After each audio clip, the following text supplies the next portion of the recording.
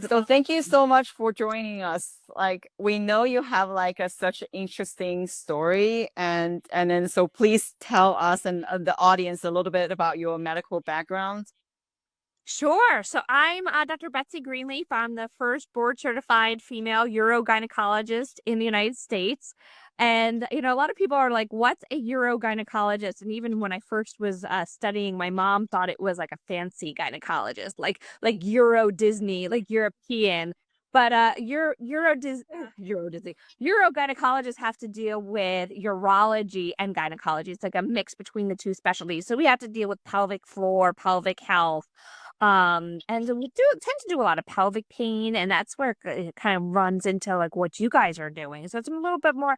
We do either obstetrics or gynecology or urology training, then do advanced training in female pelvic medicine and reconstructive surgery. So yeah, so that's what I do. Very impressive. This is so impressive. But what is it about your medical experience that, lead you to take on a more, holistic approach with your patients? I found that when you go through traditional medicine training, and unfortunately and listen, hey, it's great traditional medicine. It, keeps a lot of us alive, but there's definitely a lack in knowledge because the American medical system is based on a triage system. It is actually based out of the military.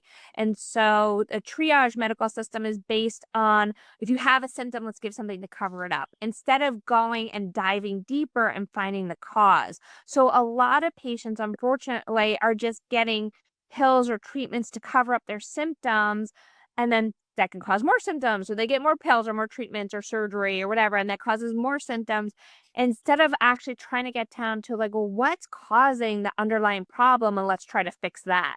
And that's why I'm so excited to talk to you guys with your product and your testing, because you guys are getting down to the root cause of so many problems for a lot of people. So Yeah, definitely. There's a nutritionist who says that American healthcare is not healthcare, it's disease care, or it's a lot more like it is. retroactive uh, Yeah. I mean, care. we look at it all as like it's just tools in our toolbox, but I really, in my training, or really more so in my career, was like, I don't want to just cover up symptoms. I want to try to fix people. I want to Right. get them back. Like my goal is get you so healthy that you don't have to see me anymore. Right. Yeah, a lot of it is within your own hands and Yeah. control. You like do preventative work. So what got you inspired to study pelvic disorders in the beginning? So I'm sorry, what was that? What like inspired you to study pelvic disorders from the beginning?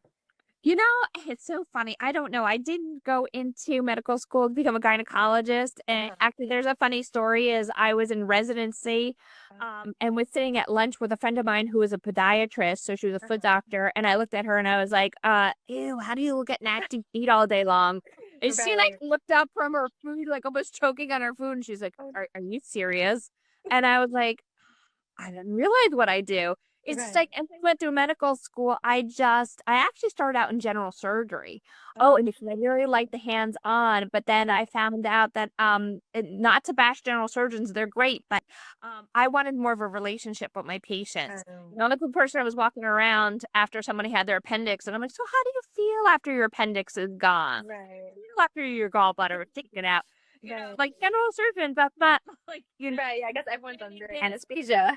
yeah, so OBGYN and working in women's health really gave me that ability to develop relationships with my patients and then do eye surgery and medicine on top of things. So, yeah. Yeah, definitely.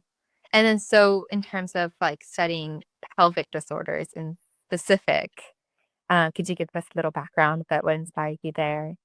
Yeah, so part of it was I had my own journey with pelvic pain issues and recurrent infections. And so it was partly like, well, doctor, heal thyself. So I was looking Right. to heal myself. And then also, what it came across with patients. And then I really got fascinated with the area of hormones and pelvic pain because of the problem where not many people were doing that in the area that I'm in New Jersey. And so, it was just, it really came out of a necessity for my patients and trying to figure out how to help them. Right. That's great that you're catering to this gap. And so we hear this word pelvic, it's like we take it for granted, we understand it in passing, but can you break down the purpose of the pelvis for women in particular too? Sure. So the word pelvic just is the region of the body. So it's right below the belly button. So it's any organs, nerves, skin, vessels below the belly button and above the thigh. So that incorporates your bladder, the urethra, the TVP through the uterus, ovaries, vagina, vulva. For men, that's penis, testicles, and then also the bowels. So and plus all the nerves, muscles, and connective tissue in that area. Yeah. So A lot involved that we not overlook. Colby says it's just kind of easier, kind of covers that whole area. Right. And unfortunately, there was a study that just came out about the word vagina that 65% of women are uncomfortable saying that word. Wow. So one of my goals is if we can't talk about it, we can't help, and you can't get help. You can't doctors can't help and people can't heal. And up to 80% of women will have a pelvic health issue at some point in their lives. Wow. So, Yeah, that's a career compared to the people who are uncomfortable with discussing it, especially when it's not really a scientific word. yeah, exactly. Yeah. But so why is a strong pelvis very beneficial for pregnancy? So I guess. for all, well, and also just for all of us. So the way we're built is we have bones and muscles and skin and connective tissue that holds everything in. Except for in the pelvis, you have the hip girdle and the pubic bone that makes this big circular kind of protective bone structure around our pelvis. But then there's nothing open to gravity.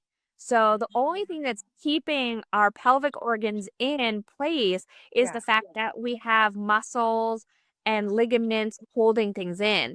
So not just, well, definitely for pregnancy, especially have to start getting damage to that tissue as from the weight of a pregnancy.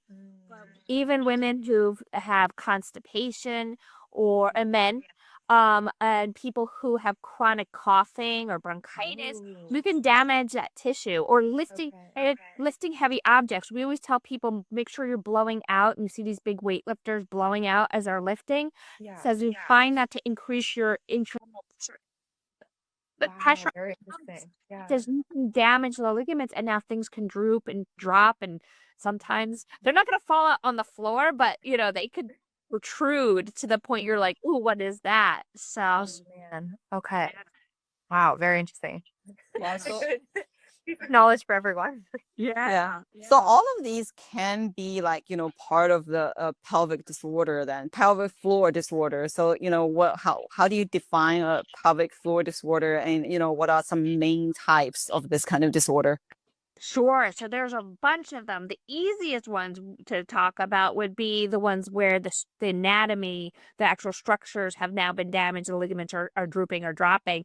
So as women tends to be mostly women who've had pregnancy or births, but doesn't have to be. You can actually get when the bladder starts to drop out of the vagina. It's really more so it's leaning on the vagina, and the vagina is made to indefinitely stretch. This is how we have babies. So that the uterus can drop down, the rectum can drop down all through the vagina. So those are anatomical issues. They can also add to incontinence, leaking if you cough, laugh, sneeze, or difficulty holding in the urine. The more complicated cases are your pelvic pain conditions, and pelvic pain conditions run a whole gamut from endometriosis, where the lining of the uterus gets out instead of sloughing off as like a period every month, it's getting out into the abdomen and growing on other organs. You have like the spasmed pelvic floors, where the muscles of the pelvic floor kind of go into spasm. They're usually getting triggered by some other sort of pain condition, and they're tightening up to squint against that pain. And it can cause pain with intercourse. Sometimes people can't sit; they have constant pain. That's some of the issues. I just am even thinking about just when it comes to you guys too, like specifically with the testing you guys do. I'm thinking also that like endometriosis and polycystic ovarian syndrome are some of the things that we see that are affected by hormones. So yeah, there's tons of different conditions. I could go on forever. So what are some like symptoms, common symptoms that you may experience if you're, have any of these disorders? So then, it seems to be pretty complicated. So how do people spot it?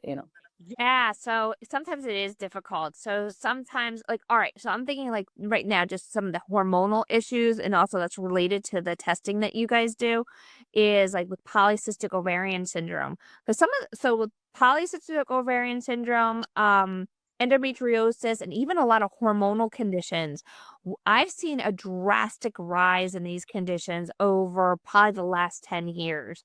And one of my thoughts has been the issues with xenoestrogens or these endocrine disruptors, so that we have toxins in our environment that bind to our estrogen receptors at 20 times that of our natural hormones. And so this, and not just with women, I'm kind of going on a tangent from your question, but I was just so excited about what you guys do and how this relates to my field. Um, is that I mean, it's not just for women. And when we're seeing a rise in men with prostate cancer, we're seeing a rise in men with breast cancer. And this is because of elevated estrogens. Even when we see the commercials on TV for men all the time, they're like, do you have low T, which is low testosterone? That can be a high estrogen state. And we know that all these toxins in our environment, whether it's coming from plastics or pesticides or insecticides, swingers, cosmetics, that these our body perceives this as estrogen. So the other connection with estrogen and a rise in pelvic pain conditions is I always like call estrogen is like the Goldilocks hormone. Like too much, you can have pain conditions. Too little, you can have pain conditions. Estrogen has to be just right. So, so that we are seeing a rise in the pelvic pain conditions, something called interstitial cystitis, which is an inflammatory condition of the bladder. So some of these conditions sometimes don't show up right away. They may be like for women, they might start experiencing problems with their cycle and their cycle is off. They may then start to have like maybe issues with vaginal discomfort with sexual activity. They can have excess cramping when they get their periods and more so. The bleeding may get really heavy. Some of the different pain conditions, they may have burning when they pee or sensation that they have a bladder infection when they don't necessarily have one, or they're getting frequent bladder infections. So a lot of times these things kind of creep up and then all of a sudden it's kind of like, it's like a cup that's spilling over, like you're good. And then all of a sudden it's like, oh my gosh, now I'm having these problems. So. Oh, wow. So I guess like for those of you who are interested in learning more about endometriosis, we actually just talked to the endometriosis dietitian, Cindy Dabrowska last week. So, be sure to check out our, Instagram feed for that. But, Yeah. since while we're on this topic, there are some, oh, go ahead. Sorry. No, so we're seeing a lot of these what they're called high estrogen states, and that's because of all these environmental toxins triggering our body to think we're being exposed to estrogen. So, and then the problem too is that too much estrogen will also trigger other hormones. So we may start having issues with testosterone. So sometimes people may then start having excess body hair, or this is what we see a lot of times in polycystic ovarian syndrome, is they start having problems with acne and excess body hair, or even a hair loss. You can actually get hair loss because these hormones will convert back and forth with each other. So, yeah. Yeah, when we trying to educate users or customers, we also let people know, your hormone actually works as a symphony in your body. So it's like you only need a tiny amount and then they really have to sync. Otherwise, things will go out of whack and imbalance will cause exactly like you said, they go back and forth. So you really want a balanced hormone. Yeah, and the other thing with hormones is not even just the hormones. I mean, we have the whole hormone cascade where we look at cholesterol and people think, oh, cholesterol is bad. Well, we need cholesterol to make our hormones. But if you're under stress, now what, not only do you like affect your sex hormones, but they'll get diverted into your stress hormones. So you'll start making more cortisol and cortisone, and which makes you more makes you not heal, and now you're more susceptible to infections. And then that all these hormones are so interrelated. And then, like I said, you add on those environmental toxins on top of it, which is a stress in itself. So, Oh, wow. and this is, it's amazing to me. This is something that we don't learn in traditional medical school. It wasn't until I came across the information about these environmental toxins that I like looked at my own products in my house, and I was like, oh my gosh. I'm like, next thing you know, I'm like dumping out cleaners and shampoos and conditioners and trying to find ones that are healthier. So, Right. Thank you for this. This is exactly, music to our ears. And that's Yes. exactly the information we want to convey to the public, that people need to, vote with their dollars and then really take a look at their product that they're using, the food they're eating, so then they can reduce their toxin levels. So then, down the road. and women always forget about their cosmetics. Right. Like, no, they forget to look at your cosmetics, which contain so many levels of different toxins. Right. That always, and I always found this interesting too, like the sex toy industry. Like a lot of the plastics that they use. I mean, they have now kind of jumped on board and like, hey, we're phthalate free, we're BPA free. But like for how, if you got some old toys lying around the house, check them out. Go get some that have. Same with like the lubricants, condoms, Yeah. like the feminine care products, like it's filled with all these chemicals that come through contact with like very porous, sensitive skin. Yeah. Yeah. I think too, I mean, they talk about we're seeing young girls kind of going into puberty younger and younger. And it's not just, I mean, part of it is not eating, the things we're eating, but it's also just being exposed to these hormones. Right, So, right. yeah. Yeah. Oh man. Yeah, the vaginal health is like so important. Yeah. But there's like so much like misinformation there, for vaginal health. What's the difference between pelvic floor disorder versus the pelvic inflammatory disease? Because I think a lot of people heard about a pelvic inflammatory disease, but not so much about the disorder. Yeah, yeah. And then pelvic inflammatory disease, typically by definition, is related more to an infection. That's usually what is happening because as women, so this is the other thing is people are like, why should I care about what I put in my vagina? Well, as women, we're an open system.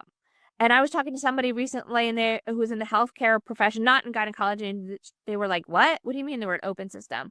Well, you have the vagina is a tube that goes to the outside. So you got the vulva, which is the outer part, and then you have a tube, the vagina, that comes up into the uterus. So it goes through the cervix, which the cervix is just the opening of the uterus. So now you go into the uterus, that's an open cavity. Now attached to the uterus, you have the fallopian tubes, which are tubes, they're open.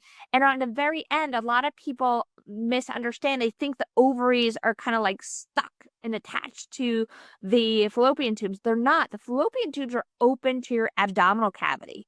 So every month when you make an egg, when you're menstruating, the egg is just kind of being released, and the fallopian tubes have these things called fimbriae. They kind of like wave, and they like kind of with suction, they kind of pull the egg into the tube, but they're open. So this is why we talk about like not douching, because if you do it under too much pressure, you could be washing fluid up into the abdominal cavity, and now your abdominal cavity is exposed to whatever you just kind of washed up there. This is why the connection with talc use and ovarian cancer.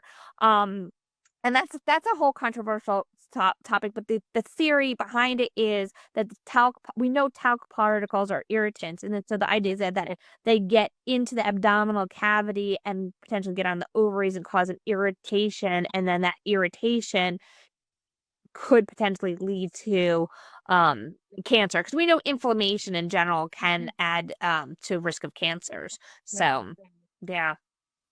Yeah, according to the NIH, like those with pelvic inflammatory disease also have like 3 times more, like there are 3 more times likely to live with endometriosis, developing endometriosis. I guess it's a similar thing with inflammation. So Is it just because inflammation, or there are also some other reasons? So I think with a lot of times with endometriosis too, there's like this underlying inflammatory condition too. So I think it's more that the inflammation's going hand in hand with the issues with the endometriosis. And so a lot of times endometriosis, so the theory behind why that happens too is that since we're this open system, that the uterus every month when you have a period, it's supposed to be contracting and pushing out the sloughed off tissue that we don't need for a pregnancy. Well, in some people, they get what's called retrograde menstruation, where that blood and tissue is going back out through the fallopian tubes and is now getting into the abdominal cavity, and it doesn't have any place to grow. Those cells, which are endometrial cells, tend to attach itself to whatever organs or the abdominal cavity, and then they respond every month to hormone exposure. So every month, where you would normally be building up this lining of the uterus and bleeding off, these cells in the abdominal cavity and growing on bowel or other organs is going to build up, and then they're going to bleed off into the abdominal cavity. And then the reason why this can be so painful is we know that blood is a big irritant to the tissue in the abdominal cavity. So that's why they have not just the issues with cramping that they may normally have with the period, but to have increased risk of pain during their periods because they're basically internally bleeding. And that's causing a lot of issues. And like I said, because it's so hormonal dependent too, you add like these toxins, which to the body look and bind more to your estrogen receptors than your regular estrogen. It's going to make your estrogen appear to be much higher. So Oh, wow. Okay. So it could really make the condition. Complications with this. What are some treatments or ways that people can look after themselves and seek help if they're suffering any of these conditions? Yeah, so I think the biggest thing is talk about it. So a lot of women, like I said, embarrassed about talking about it. There's no shame. These doctors, we're used to hearing everything. There's nothing that you can say to me that's going to make me go, oh my God. Really, I have heard it all. There's nothing, it's just a fact of life. It's body parts. We don't really care. But you really have to talk. You have to talk about it. You can't get help unless you start talking. And a lot of women kind of forego self-care, and that's the problem we see. Women tend to, and this is generalization, and I'm seeing like more empowerment with women, which is great, but we see a lot of women who act as martyrs. They put everybody else before themselves. And they'll be like, oh, I'll deal with this later, or oh, this is just using the excuse this is just a normal part of being a woman. That's not the answer. And if anyone ever tells you that, like, don't talk to that person anymore. Yep. They don't know whether, and because something is common, it doesn't mean that you have to suffer too, because there is help. And whether you bring it up to your family doctor, a nurse practitioner, somebody in the health field can help you, even if it's not their specialty, they can be like, oh, wait a minute, I know somebody who can help. Surprisingly, as much as like Dr. Google, sometimes I get annoyed with Dr. Google because people find things on there. At least they're searching and they're kind of finding, things and helping them direct them. I do say, find things, things on Dr. Google do kind of take with a grain of salt, because you really don't want to use that as your sole source of health information. But if it helps you get one step closer to the help you need, and same thing with social media. I mean, I love the fact that when social media first came out, as doctors, we were being told by our organizations not to be on social media. Right. That it was inappropriate, that not to be out of there, not to be accessible to patients. And it is so funny because now you see such a big change in that. And I love it because we're getting out the information. We're getting people help. But once again, don't get all your medical information and be like, okay, that's the perfect answer. Definitely use it to try to take the steps to get to somebody that you can see in person. And the other thing I hear sometimes from patients too, there's this obligation just because you've gone to a doctor that you have to stay with them. And sometimes I'm here, patients come from elsewhere and they'll be like, oh, I've been with this doctor for years, but I don't like the care I'm getting, or I don't feel like I am getting the answers that I need, but I don't want to leave them. Listen, you don't owe them anything. You got to go to the people that you're comfortable with. I mean, I know I'm good, but but but at the same time, I'm not for everybody. You got to pick a doctor that you mesh with, like personality with, or not this doctor, but like a healthcare practitioner, because the better personality interaction you have between you and your healthcare practitioner, the more likely you're gonna want to follow what they're telling you. The more likely you're gonna have. I mean, because really healthcare is about communication, and you have to be able to feel like you can talk to your healthcare practitioner. And if you don't feel like you can talk to them, then it's what time go find somebody else. Like, you don't need to stay with that person. Go find someone else. That's a great reminder to everyone. It's like any relationship. There's somebody out there for everyone. Like, just go find the person that's right for you. Right. No, definitely. That is so awesome. Absolutely right.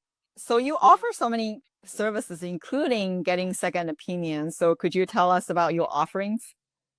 Yeah. So, one of the things I did about a year ago, is, well, this is always gets a little touchy, is I actually left the insurance world, because I had worked for 15 years in insurance and was getting frustrated over time because I found that, insurance is not meant necessarily to help you. They don't want to necessarily see you get better, and they're going to cover the things that are the least expensive. And sometimes you have to jump through hoops and play this insurance game. Like, there's things where I knew that, like, this one treatment, which was like less invasive, would be the right answer. But because of the way insurances work, I would have to prescribe someone medicine. They'd have to fail their medicine. I would have to prescribe them another medicine. They'd have to fail that medicine. We'd have to try like all these other things before I could get to the thing that I really wanted to do.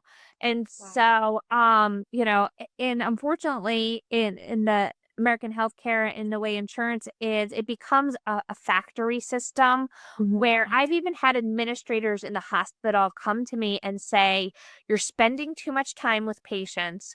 So we want you to see more patients, spend less time."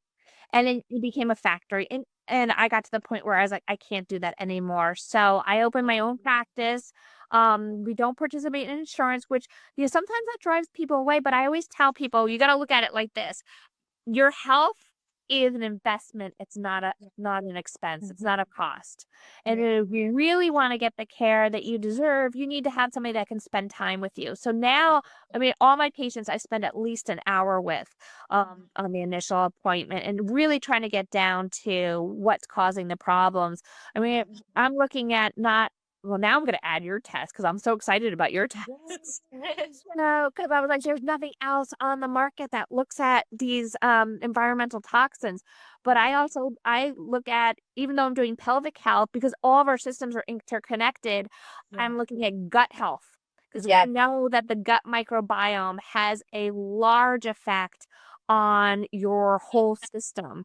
I mean, Hippocrates in 440 BC said, "Let food be thy medicine," and now we're at 2021 and we've forgotten about that.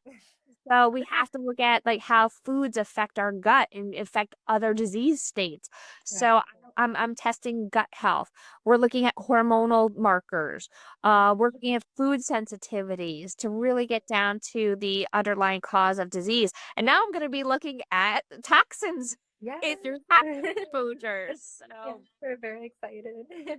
yeah. So I think that's an awesome option, especially for people suffering from pain issues. And then, like you said, you talk to somebody about fertility. I mean, the rates of infertility have skyrocketed. The two main causes of infertility are toxins in the environment and microbiome issues. So from a microbiome standpoint, we're talking about microbiome is the bacteria that's in an environment on your body. So our microbiome on our skin is different than what's in our mouth, different than our gut, different than the vagina.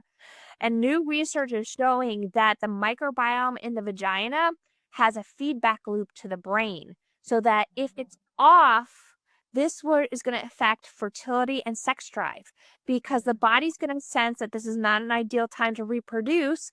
And so it can actually dampen the sex drive and also affect the hormones of fertility. So now we're looking at, a lot of women think like, oh, well, I need hormones for sex drive. No, it could be that the bacteria in the vagina is off, and we do microbiome testing in the office. Oh, that's So amazing. it's so, interconnected, and then you add effective toxins on top of that. So for fertility, those are probably the two main causes. So that can be easily changed. Yeah. So, Yeah. I think that's the most promising part, that like this is all like easy, simple, like diet, behavioral changes that you can make to make a little bit of a difference. You don't have to go through all the medication and We also really love this holistic and comprehensive approach. At the same time, it's personalized because everybody's toxin level or like a microbiome is different. So using this approach, then you really know what's going on with yourself. Exactly. And exactly. You know what? And my argument too, when some people are like, well, I'm just going to go the traditional medicine route. Well, first of all, the traditional medicine route is not going to find this because they don't even know to look. And so then what's going to happen, and I see it time and time again, these people get stuck in the medical system and they're going the traditional medicine route, and they end up spending more money with co-pays and co-insurances and deductibles and all this than if they just started with an integrative and functional medicine practitioner that could get to the root cause, get to it quickly, and get on living and having a healthy life. Right. So, Definitely.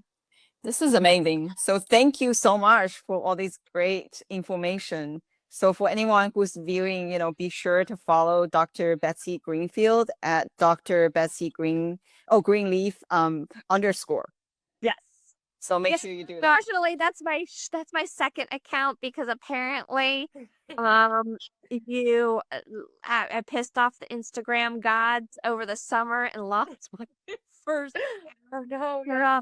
Just not from saying the word vagina, because of there's a lot of people that say vagina on Instagram, but we theorize it's from saying the word you, because if you say you in a sentence relating to someone's race, religion, gender, sexuation, or medical condition, it goes against their anti-bullying policies. Wow. And we had a post that said, like, it was like, have you ever had an itchy vagina? And our account got deleted. The account got deleted. So, Oh man. yeah. Oh no. How me rebuild my second account here? That's ridiculous. Yeah. But this one is easy enough. It's just the underscore. So Dr. Betsy Greenleaf _ Everybody remember that. This story, this anecdote, will be hard to forget. Yeah, don't say you. Whatever you do, don't say you when it comes to anything, because you're bully. So yeah. Well, thank you for leaving us on such a hopeful note of seeking out functional medicine help. That is always a great answer. Yeah, I just think, I've been there myself with my own health issues and trying to find answers. And it wasn't until I found integrated functional medicine. And I always tell people, full health is a three-legged stool, a body, mind, spirit. That if all three legs are not equal, that stool is going to fall over. So it's not just, medicine. It's not just procedures. You have to work on the mental and spiritual aspect of your health. You got to get the sleep. You got to get enough fluid, not in plastic bottles. 75% of the population is chronically dehydrated. Don't drink out of plastic bottles, but you got to get more fluids. You got to do the basics. Yeah. So, yeah. Thank you so much. Thank you so much. All right. Anytime. I had a great time. Let me know if you have to me back. Okay. Awesome. Thank you so much. Betsy. All right, thank you, everyone.